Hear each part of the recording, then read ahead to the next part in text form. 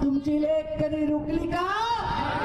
थकली नाही, रुकली नाही, झुकायचा तर प्रश्नच येत नाही. आता काही झालं तरी आपण सगळ्यांनी एकजुटीने येणाऱ्या प्रत्येक युद्धाला सामोरं जायचंय. आपसातले भांडणं, बांधावरचे भांडणं, पदाचे भांडणं, अहंकाराचे भांडणं सगळे आज भगवान बाबाच्या चरणी प्रत्येकाने फुलांबरोबर अर्पण करा आणि 1 वर्ष तुमच्या लेकीला द्या. तुमच्या जीवनामध्ये तुम्हाला मान खाली घालायला लागणार नाही हे वचन मला तुमच्याकडून पाहिजे. देणार ना? 1 वर्ष देणार ना मला?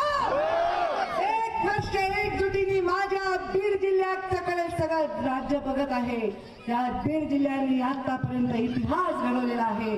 जाती पाती धर्माच्या भिंती जुगारून या बीड जिल्ह्याने, अरे मला 6 लाख किती 75,000 मत मिळाले. देशामधल्या पहिल्या 6-7 मध्ये मते.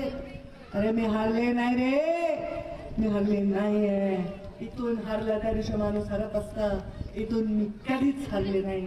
तुम्ही माझ्या डोक्यावर मुकुटच मनी ठेवलेला आहे आणि त्यामुळे ही एकजूट, ही शक्ती ही आपली अशीच ठेवा हे वचन मला या निमित्ताने द्या आणि एकदा मोठी आवडून भगवान बाबांच्या नावाने अशी घोषणा द्या. पंकजा मुंडे यांनी आमदारकीची शपथ घेतल्यानंतर आज त्यांची भक्ती भगवानगडावर सभा पार पडली. त्या सभेमध्ये पंकजाताई यांनी जनतेसमोर काही भावना व्यक्त केलेल्या आहेत. त्यानंतर पंकजाताई म्हणाल्या की हा जो माझा पराभव झाला, हा पराभव झाला नाही, हा मुद्दामून पराभव करण्यात आलेला आहे.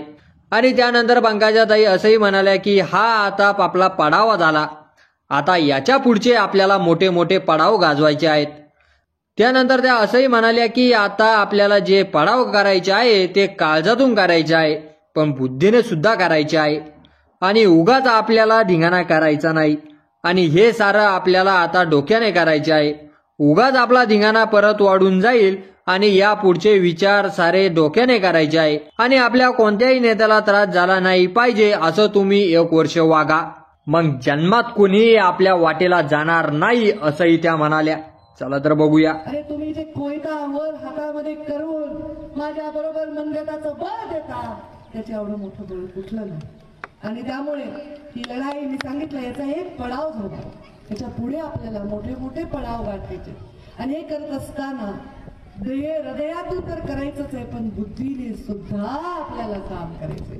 उगाच धिंगाणा करायचा आहे, आपला धिंगाणा पण आपली शक्ती असते, पण इथून डोक्याने विचार करायचा आहे आपल्याला काय करायचंय काय नाही करायचं. आपल्या नेत्याला आपल्या कोणत्या वागण्याने अभिमान वाटला पाहिजे, आपल्या नेत्याची प्रतिष्ठा वाढते, आपण काय केल्याने प्रतिष्ठा होते त्याचा आपल्याला 1 वर्ष 1.5 वर्ष जर भान ठेवलं तर जन्मात कोणी आपल्या वाटेला जाऊ शकणार नाही.